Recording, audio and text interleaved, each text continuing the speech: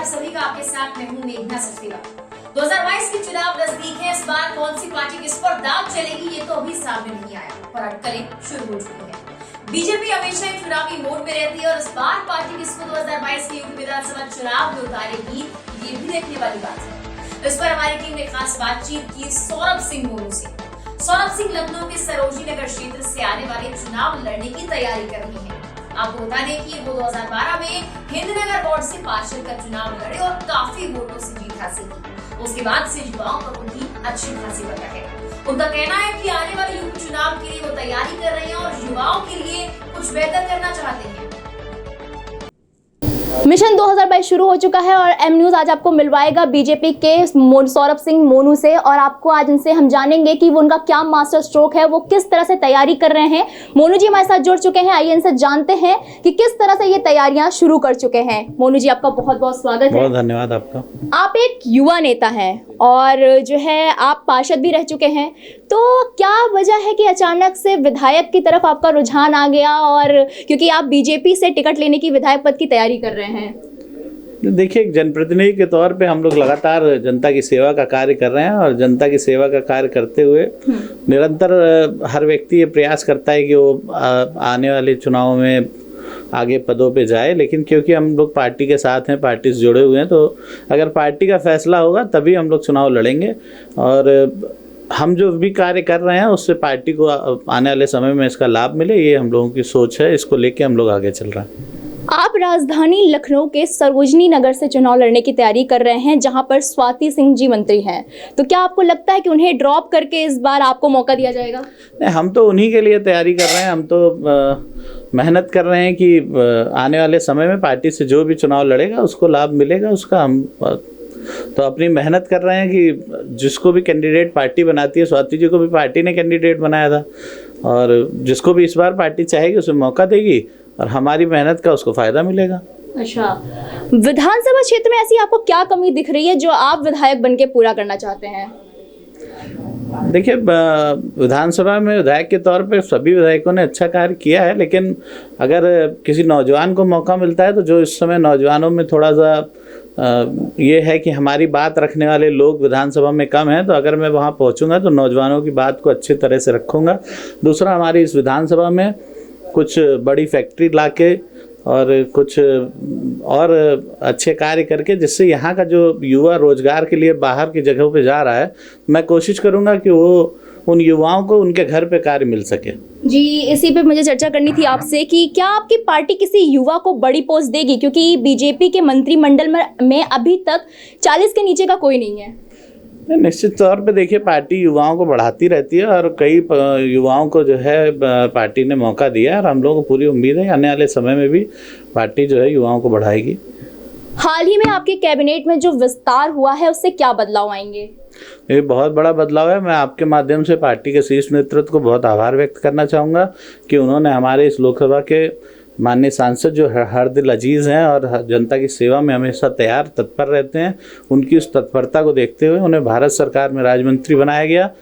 तो पार्टी ने एक बहुत ही अच्छा मौका हमें लखनऊ की जनता, हमारे इस मोहनलालगंज संसदीय क्षेत्र के हर व्यक्ति के लिए दिया है, और बहुत अच्छा विस्तार इस बार हुआ है। आने वाले समय में पार्टी बहुत अच्छा कार्य और ज़्यादा जनता के हित में फैसले लेगी। फिलहाल सरोजनी नगर से स्वाति सिंह विधायक हैं। हालांकि युवाओं में लोकप्रिय होने के चलते इस बार के सौरभ सिंह को मौका मिल सकता है। आपको बता दें कि हाल फिलहाल में ब्लॉक प्रमुख चुनावों के नामांकन के दौरान हुई हिंसा को लेकर जो आरोप बीजेपी पर लगे हैं, उन पर सौरभ सिंह ने सफाई पेश की है और कहा कि जो गलत है सो गलत है।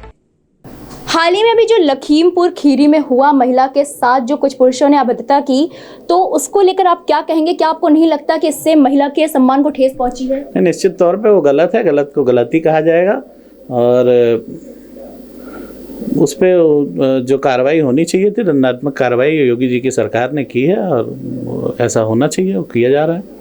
अभी जो हाल ही में ब्लॉक प्रमुख के चुनाव हुए हैं उस पर आपकी पार्टी पर आरोप लग रहे हैं कि जो है ये जबरन और गुंडागर्दी के बल पर जीते गए हैं, तो इस पर आप क्या कहेंगे? नहीं, तो झूठ मूठ के आरोप राजनीतिक दूसरे दल जो होते हैं एक दूसरे पे लगाते रहते हैं।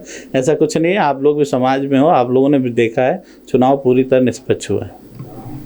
अभी 2012 में मतलब आपने जो सभासद का चुनाव लड़ा था वो निर्दलीय लड़ा था, तो क्या वजह है कि आप अचानक से बीजेपी में शामिल हो गए और फिर जो है उस वक्त आप निर्दलीय क्यों लड़े? तो देखिए 2012 में जब मैं चुनाव लड़ा था, और क्योंकि मैं एकदम यूथ था, मुझे जनता की सेवा करने के लिए एक मौका मुझे मेरे इस हिंदनगर वार्ड की देवतुल्य जनता ने मुझे चुन के एक नौजवान के रूप में नगर निगम सदन में भेजा था, और हमने पूरी मेहनत से उस कार्य को किया। क्या मतलब उस वक्त आपको किसी पार्टी का सहयोग नहीं मिला? नहीं, उस समय तो नौजवानों को थोड़ा सहयोग उस समय मिलना मुश्किल होता है, थोड़ा नौजवान को अपनी प्रतिभा दिखाना पड़ता है, मुझे ऐसा लगता है। लेकिन बनने के बाद ही पार्टी ने मुझे जो है, मैंने उस समय नरेंद्र मोदी जी से, माननीय राजनाथ जी से प्रभावित होकर, माननीय कौशल किशोर जी यहाँ से उस समय सांसद हुए थे, उनके साथ मैंने पार्टी ज्वाइन की थी, और उन्हीं लोगों के दिशा निर्देश पे मैं हमेशा काम करता रहा। पार्टी ने मुझे लखनऊ विकास प्राधिकरण का मेंबर भी बनाया था, तो पार्टी नौजवानों को बढ़ाती है, ऐसा नहीं है, और हमें हमेशा अवसर भी दिया। लेकिन अभी तक नौजवानों को कोई अच्छी पोस्ट नहीं मिली है। कोई बात नहीं, तो थोड़ा वेट करना पड़ता है, समय पे मिलता है सब कुछ, समय आएगा तो मुझे लगता है कि अवसर मिलेगा। आप 2010 से राजनीति में सक्रिय हैं और आपकी फैमिली में कोई राजनीति में नहीं है, तो मतलब किससे प्रेरणा मिली आपको? प्रेरणा तो मैं कहूँगा तो मुझे नौजवानों से ही मिली, क्योंकि जिस समय हम लोग यूथ, मतलब हम जब पढ़ाई कर रहे थे, और उसके बाद हम लोगों को पेपर वर्क के लिए भी बहुत छोटी छोटी चीज़ों के लिए परेशान होना पड़ता था। जिस समय अगर हमारे किसी मित्र को जॉब के लिए आय निवास जाति का सर्टिफिकेट चाहिए होता तो बड़ा टाइम लग जाता था। वो सबको देखते हुए मुझे मन में आया कि मुझे ऐसा एक राजनीति में जाना चाहिए, और मैंने अपने बनने के बाद इन सब चीज़ों को बहुत सरल कर दिया कि अगर हमारे कार्यालय से हमसे 24 घंटे आदमी को अगर पेपर की ज़रूरत है तो हम उसे पेपर मुहैया करा देंगे किसी भी समय। आप मतलब 2010 से सक्रिय हैं, तो आपने उस समय से लेकर आज तक यूथ के लिए क्या क्या खास किया है? देखिए, यूथ के लगातार हम लोग प्रयास करते हैं। जो भी देखिए, नगर निगम में तो कोई ऐसी वैकेंसी की व्यवस्था नहीं है, लेकिन यूथ को जैसे गेम के आयोजन हमारे क्षेत्र में हमेशा होते रहते हैं। जो अच्छे यूथ हमारे क्षेत्र से पढ़ के आगे निकलते हैं उनको हम लोग प्रोत्साहित करते हैं। कहीं उनको हमारे लायक किसी ज़रूरत पड़ती है, या कहीं पे अगर उन्हें किसी भी चीज़ की ज़रूरत है, तो हम लोग उनकी पूरी मदद करने के लिए तैयार रहते हैं। और भविष्य में अगर मुझे अवसर मिलेगा तो मैं ज़रूर यूथ के लिए अच्छा प्रयास करूंगा। यूथ क्या, पूरे समाज के लिए ही हम लोग प्रयास करते हैं कि सारे समाज को एक अच्छा कार्य करके दिखाया जाए। सौरभ जी, आपका बहुत बहुत धन्यवाद हमारे साथ जुड़ने के लिए। हम उम्मीद करते हैं कि पार्टी आपको ये मौका जरूर दे।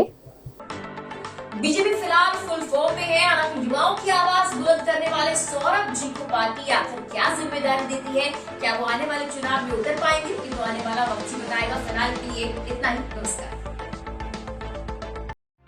If you like this video, hit the like button and press the bell icon to never miss an update from M News.